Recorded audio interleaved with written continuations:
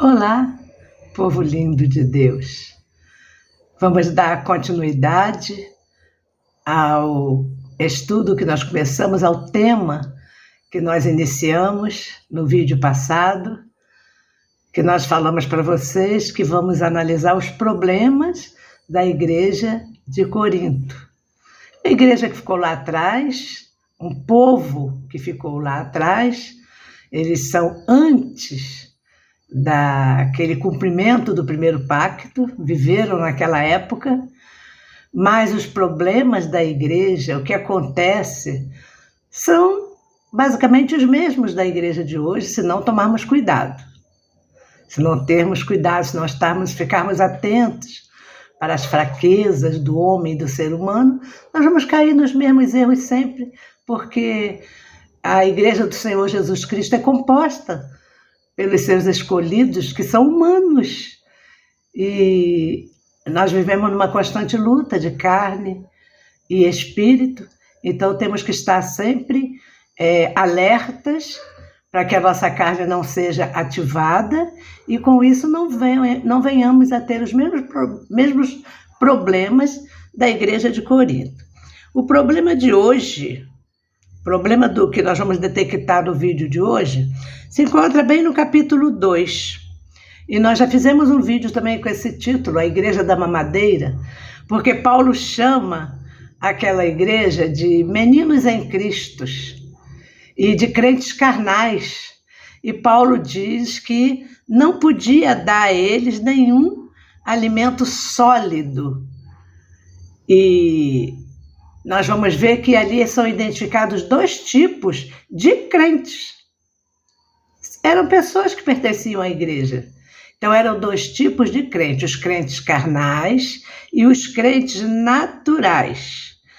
Nós podemos chamar de crentes naturais aquelas pessoas que vão ali para o meio, né? São escolhidos, chegam ali, mas eles não têm ainda nenhum conhecimento de doutrina nenhuma, não aprenderam nada, eles são inocentes mesmo, no que tange a conhecimento, nem aperfeiçoamento, né, da sua carreira cristã. Então eles cometem coisas porque realmente não sabem. Tem esse tipo de pessoas, os naturais. Nós podemos chamar também de naturais aquelas pessoas que não ouviram nada sobre o Evangelho de Jesus Cristo. Eles vivem nesse mundo e vivem sua vida, sem ouvir nada, sem conhecer nada. E muitas vezes são pessoas muito melhores do que quem conhece o Evangelho, mas são crentes carnais. Então, Paulo fala dos crentes naturais e dos crentes carnais. Os crentes carnais são justamente esses que, conhecendo a Bíblia, conhecendo as doutrinas bíblicas, conhecendo os ensinamentos do Evangelho de Jesus Cristo, mas eles desobedecem porque querem, porque tem a carne ativada. Então, esses são chamados de crentes carnais. E naquela igreja de Corinto tinha esses dois tipos de pessoas. E Paulo os chama de criancinhas, que não podiam nem se alimentar de alimento sólido, podia fazer mal, dar uma congestão, dar uma diarreia mesmo. E nós vemos isso, hein? Quando nós estamos ensinando a graça, de vez em quando tem não, eu não concordo com isso, eu não aprendi assim com o meu pastor e tal, eu não vou assistir mais não. Pronto, deu uma congestão a doutrina da graça, os ensinamentos da graça para essas pessoas. E essas pessoas brigam por assuntos sem importância nenhuma. Perdem tempo com doutrinas sem fundamento nenhum. Perdem tempo com leis de Moisés, com costumes judaicos.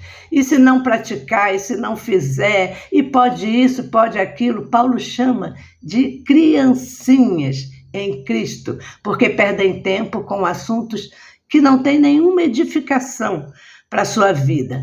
Interessante é que Paulo, ele ilustra a conduta dessas pessoas como palha, feno ou madeira que o fogo destrói. Interessante, né?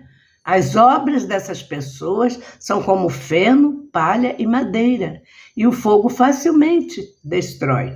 É interessante que a doutrina de perda de salvação, ela não é tratada aqui pelo apóstolo Paulo, em uma igreja em que tinham tantos problemas, mas a perda de salvação não é ensinada nesse livro.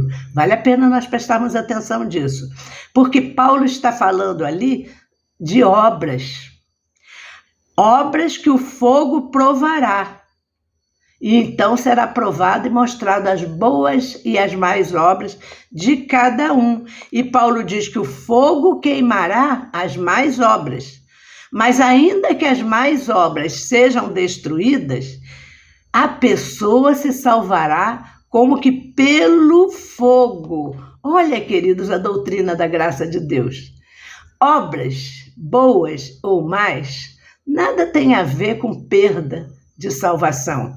A pessoa se salvará como que pelo fogo. Então, Paulo vai dizer também nesse capítulo que os crentes espirituais têm a mente de Cristo. Que ensino maravilhoso! O que é ter a mente de Cristo? Ter a mente de Cristo é crer em tudo o que ele veio representar. É viver por fé. É crer no que Cristo já fez e que eu não preciso ficar correndo atrás de nada, correndo atrás de bênção. A bênção corre atrás do salvo, do escolhido por Deus. A salvação em Cristo Jesus tem que nos libertar dessas filosofias humanas e das distorções de doutrinas bíblicas que a religião fez e que estão aí tão presentes. A religião adaptou as verdades bíblicas à própria visão da liderança, dos seus líderes. Por isso, tantas denominações. Essa quantidade de denominações nada mais é que o homem adaptando a palavra de Deus às suas próprias visões. Eu sonhei com isso, eu tive a visão tal. Quantas denominações foram criadas em cima de visões, né? E Paulo chama isso tudo de obras de palha, de feno, que tudo se acaba. E quando aparecem uns com a mente iluminada, com a mente de Cristo, dispostos a ensinarem as verdades bíblicas, eles são taxados de hereges. São hereges, não tem nada de crente, deixou de ser cristão, deixou de ser evangélico, né? Porque está trazendo uma doutrina completamente distorcida, mas eles não conhecem a Bíblia, eles não conhecem a palavra, né? Então, não existe graça nesse evangelho pregado pela religião. Não existe graça. Eu vivi a minha vida toda achando que estava no evangelho. Vivi a minha vida quase toda, porque ainda estou aqui, né? E já saí, então não é minha vida toda. Minha vida quase toda. Mas, na verdade, eu estava num lugar que falava de evangelho, falava em graça, mas vivia numa confusão de lei e graça. Era uma mistura, ora falava em graça, completava com lei, mas se não fizermos isso, mas se não praticarmos isso, nós não somos salvos. Então é uma mistura de graça com lei. Meninice isso, tudo meninice. Paulo pregou o evangelho da graça e lutou muito com os crentes de sua época. Acompanhando o ministério de Paulo, nós sabemos que ele lutou muito com isso, que nós estamos lutando hoje. Ele lutou para que eles tivessem uma revelação da graça do Cristo ressuscitado. Mas ao seu encalço estava sempre os legalistas, os judaizantes, os religiosos. Nós aprendemos com Paulo.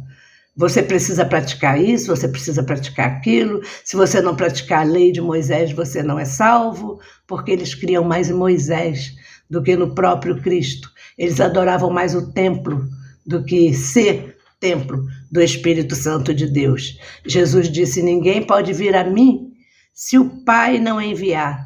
No entanto, os religiosos ensinam que você tem que aceitar Jesus Cristo como seu Salvador e que você tem que correr atrás das bênçãos, que você tem que pagar o preço.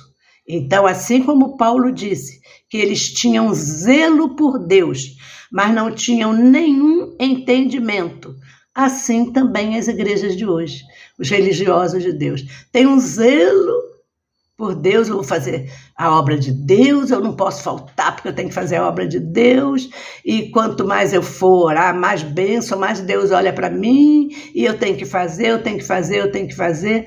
Paulo os chama de meninos, de criancinhas e de crentes carnais. Essas pessoas precisam da salvação da mente. A mente não foi totalmente salva.